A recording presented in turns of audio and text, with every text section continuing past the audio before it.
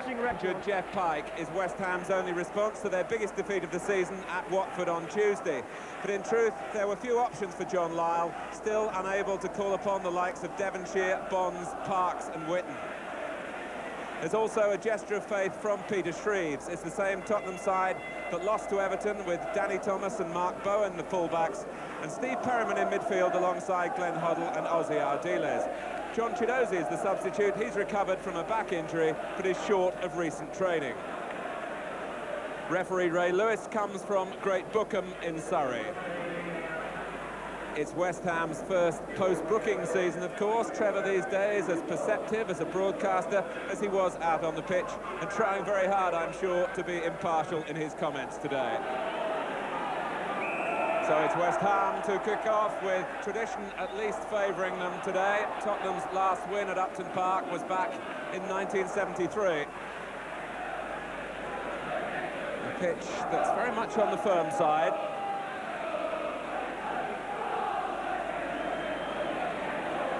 Always a great atmosphere for this particular fixture in this compact ground. And Gale slipping as he turned away from Garth Crooks. And Ray Stewart just making up for Gale's slip, but at the cost of a throw.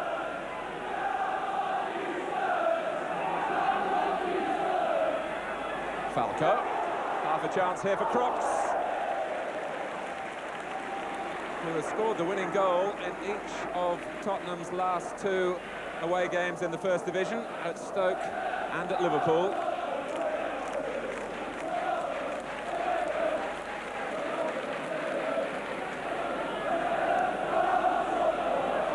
Goddard and Bowen preventing Allen getting in behind him. Tony Galvin helping out the young fullback. Here's Goddard. And Dickens was drawing back the foot, and it was Miller in the nick of time when Alan Dickens had a clear sight of the Tottenham goal.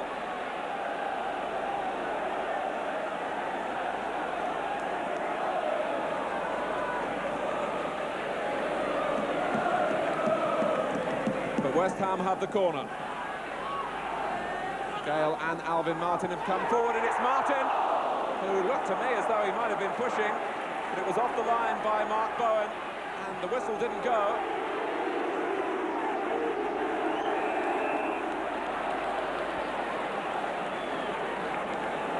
A thumping header from Alvin Martin, who came storming from the back, and Bowen guarding the post.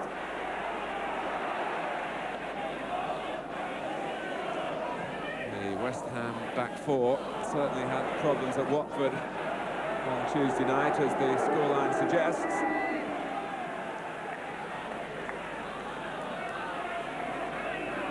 John Lyall keeping faith with them, because it was only a week ago that West Ham chalked up a rare victory at Nottingham Forest. Hoddle. Now Galvin. Support is Perryman. Thomas has Hoddle outside him. And it deflects for Crooks. And a fine reflex save from Tom McAllister to stop Garth Crooks, giving Tottenham the lead. It was a fortunate ricochet that came Crooks' way, but his response was instantaneous, and so too was McAllister's.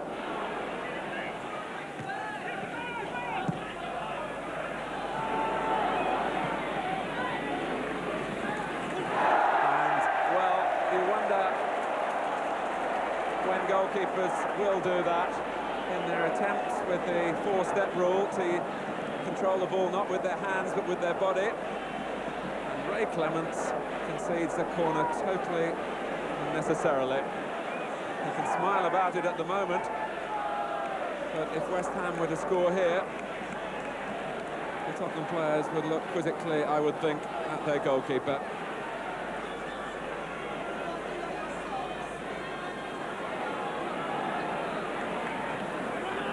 Everton's corner. Stewart, that might turn out to be a pass when it was meant as a shot. The problem for goalkeepers is that they are only allowed 4 steps after they've touched the ball with their hands, but if they use their bodies, as Clements was trying to do then, they're only judged in terms of the laws as an outfield player.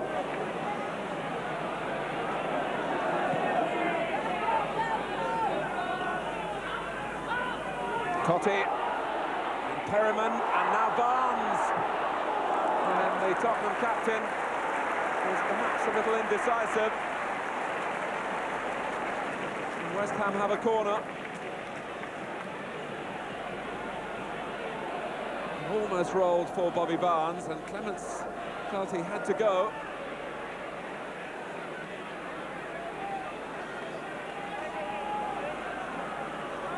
It's Barnes who takes the corner. Goddard, straight at the goalkeeper.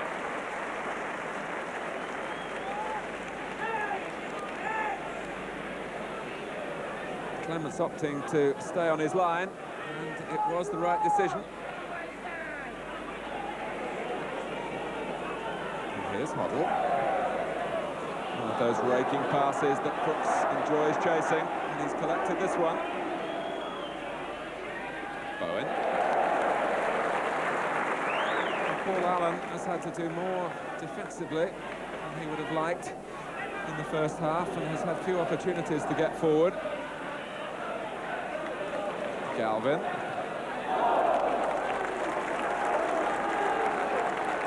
Corner for Spurs, which they take quickly.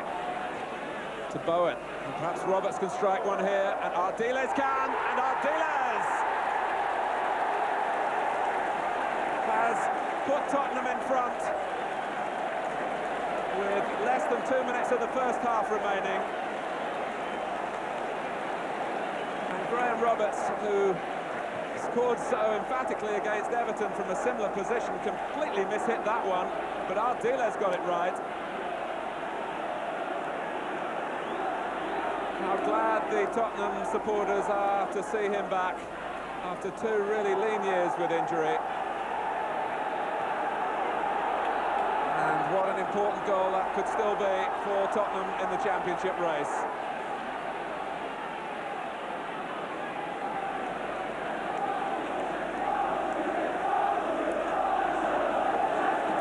With his back to the goal, he really just turned and hit it, but he found the perfect spot.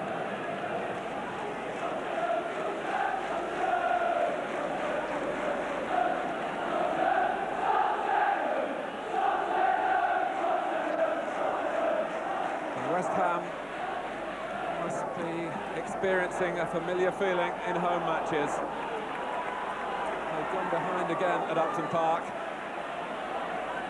And yet again, after being the more enterprising side in the early attacking sorties. But here's Allen. And finally off Perryman for a corner.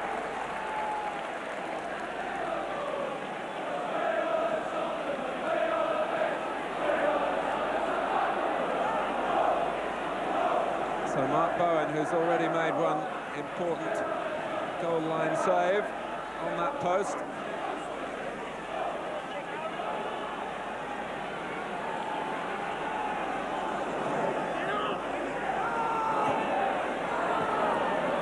Unable to get any force into the header this time. The end of a frenetic first half, but it's Tottenham who go off with the lead, given to them in the 43rd minute by Osvaldo Ardiles, with a typical piece of quick thinking. And West Ham must feel a little aggrieved on the balance of play to be going in a goal down. At half-time at Upton Park, it's West Ham 0, Tottenham Hotspur 1. Tottenham with that psychological boost of having drawn first blood just before the interval. They've taken more away points, 33, than they've got at White Hart Lane this season.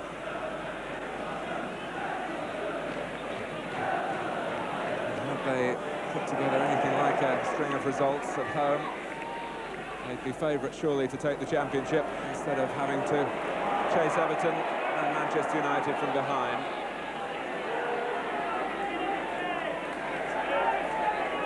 Ardiles, although admitting that he's short of match practice, already having made a significant contribution again here. A goal that owed itself to the quick thinking of the man who's a trained lawyer.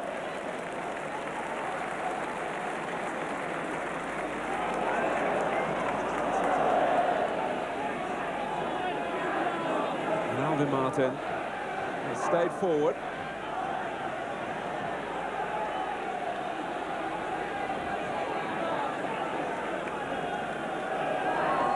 And he made it too.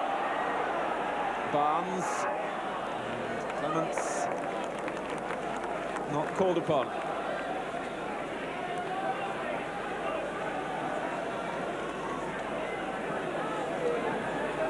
Alvin Martin's presence has discomforted Spurs on a number of occasions.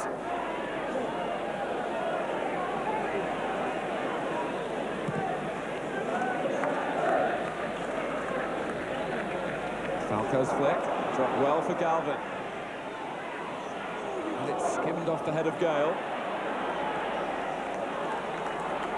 Here's Perryman.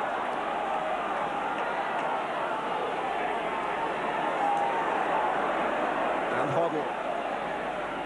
And Falco. Can Crooks reach it? It was a delightful move.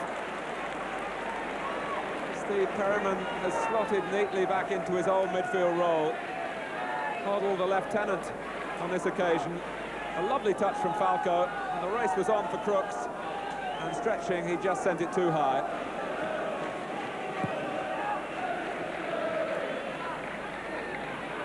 Dickens. Cottee chases. He may have the legs of Roberts.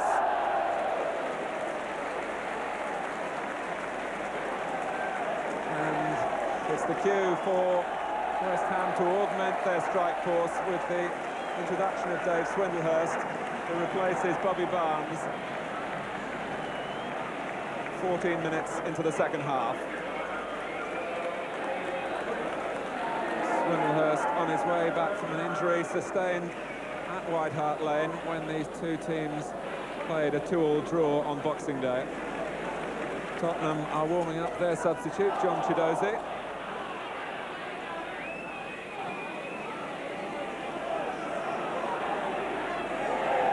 Roberts gives it away, pressurised by Swindlehurst. Allen, two to his left. And Allen couldn't find either of them.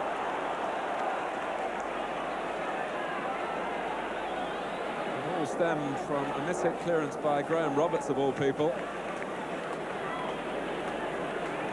As Swindlehurst darted across to attempt to tackle on him.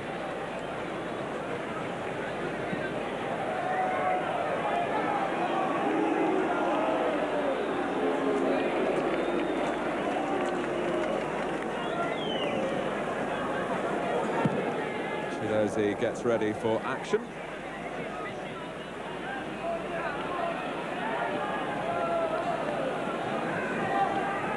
Tony Galvin looking towards the bench.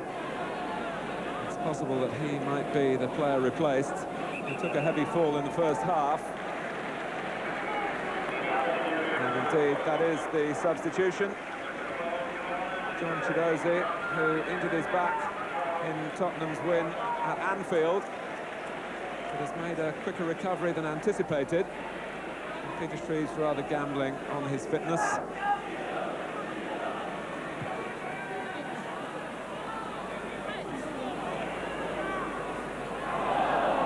Crooks, and here's Chidozie with his first touch, and Hoddle.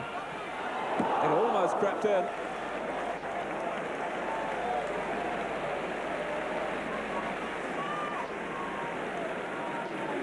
What a start that would have been for John Chidozie. And it almost ended as a goal for Hoddle.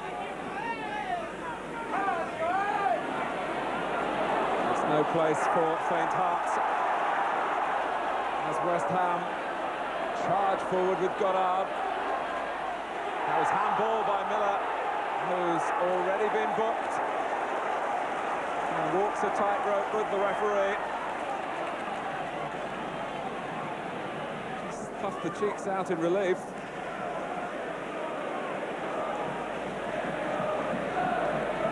Now, Ray Clements will know all about the shooting power of Ray Stewart, who in West Ham's 4-1 win against Tottenham here last season hit a volley that they're still talking about, the West Ham supporters. It sped past Clements that day, but it's Cottee, and that's off the wall.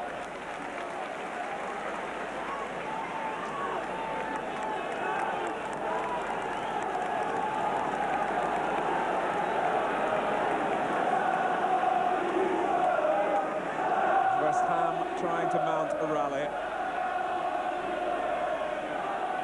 A home defeat here would be a disaster.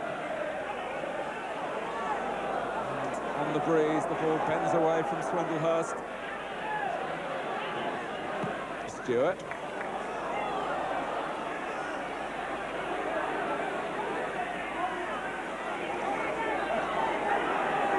And Thomas leaning on Goddard, and that isn't allowed because Thomas was the player in possession. And quite rightly, Ray Lewis gives West Ham a free kick. Another chance to get on terms.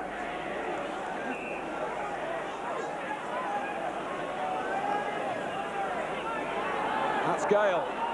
This is Allen. And Dickens and Martin. And now Swindlehurst. And Orr. And Clements had the final say. If you have any doubt about Tottenham's resolve to keep pressing for the championship, look how they got bodies in line here. They were going to stop West Ham having a clean strike.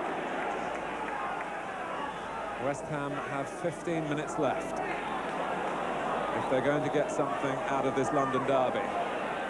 Tottenham 15 minutes to hold on if they're going to get 3 significant points. Thomas. Chidozie, who's taken up Galvin Station on the left-hand side. Well won by Swindlehurst. And Allen. This time it's Roberts.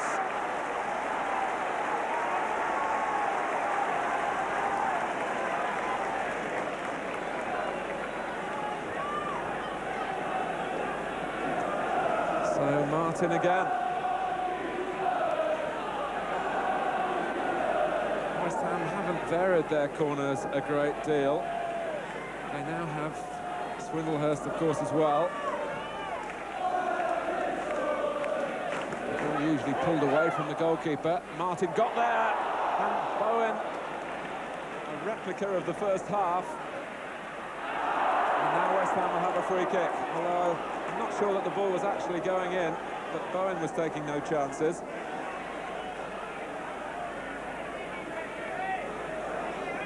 The aerial force of West Ham, and Mark Bowen doing the right job for the fullback.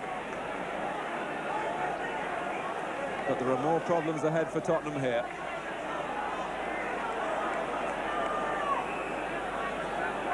Stewart takes, and it's Hoddle who meets it. Orr. Cottee is onside, and Clements is committed.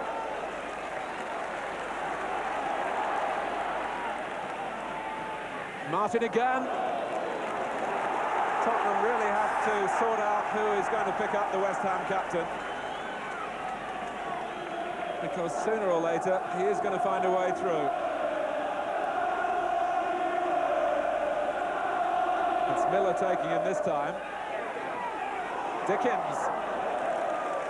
And it was Falco to the rescue. Every Tottenham player back in their own area.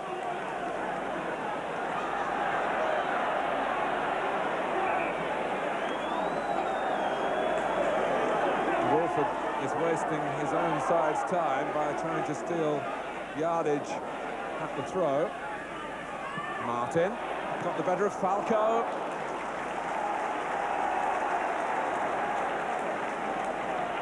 He's a one-man strike force at the moment.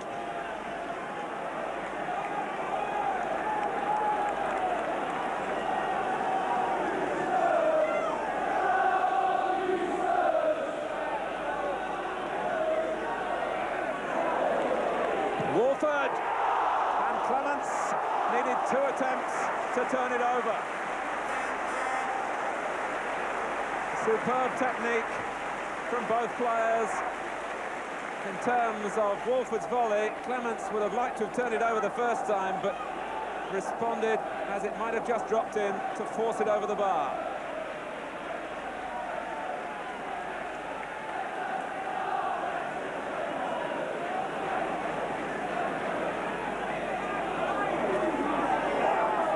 Swindlehurst. Tottenham at the moment are hanging on by a thread and by the skill of a goalkeeper who, on current form, surely can't be passed by any other in the land.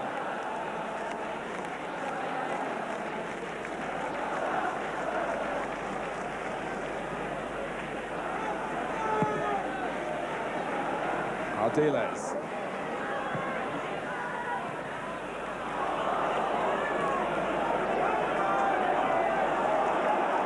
West Ham being urged forward again by their supporters. Neat touch from Goddard. Or Swindlehurst. It's a line of claret and blue through the middle. Here's Neil Orr. Clements to the rescue for Tottenham again. They were caught square by Orr's run from deep. And although Clements needed 2 bites at it, he formed the barrier once more. Goddard. Swindlehurst couldn't gather, Cottee did. Allen. And Orr has sneaked forward again. Dickens! Yes! And not undeserved. Tottenham hang their heads. Only 6 minutes remaining. And not for the first time this half, Neil Orr getting in undetected to play in the cross, swept in by Dickens. It's 1-1. And Alan Dickens, who came originally into the West Ham team with a flurry of goals from midfield, contributes a vital one, perhaps for their first division survival. Away comes Goddard. Now can he match the run with a pass? His players either side, with Swindlehurst to the left. Maybe Swindlehurst looks for personal glory and almost finds it. He seemed to be going nowhere and had to really twist into the shot. He's not scored in the First Division since February last year.